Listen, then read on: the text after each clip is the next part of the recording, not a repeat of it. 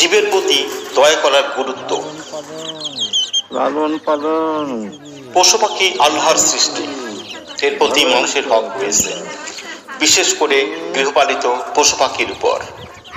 এদের প্রতি হক হলো সময় মতো পানাহার করানো, ভালোভাবে থাকার ব্যবস্থা করে দেওয়া, এদের উপর দয়া ও ভালোবাসার আচরণ করা, সাধ্যের বাইরে এর থেকে কাজ না নেওয়া। প্রাণীর হকের ব্যাপারে যত্নবান হতে হবে, এতে আল্লাহ তাআলা দয়া ও ভালোবাসা লাভ হয়। রাসূল সাল্লাল্লাহু আলাইহি সাল্লাম বলেছেন, দয়াশীলদের উপর করুণাময় আল্লাহ দয়া করেন।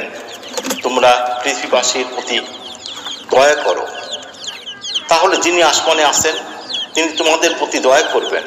সুনানে আবি দাউদ 49:41। ইসলাম সর্বদা অনুগ্রহের প্রতি উৎসাহ প্রদান করে, হোক সেটা মানুষের উপর বা অন্য কিছুর উপর। যে অনুগ্রহ করে আল্লাহ তাআলা তাকে দয়া করেন, তার প্রতি অনুগ্রহ করে তাকে প্রিয় বানিয়ে নেন। প্রক্ষান্তরে যে দয়া করে না সে সব থেকে বঞ্চিত হয়। নবী করিম সাল্লাল্লাহু আলাইহি সাল্লাম বলেছেন, যে দয়া করে না সে দয়া পায় না। বুখারী শরীফ 49:97। আল্লাহ আমাদের সঠিক বুঝ দান করুক, আমিন।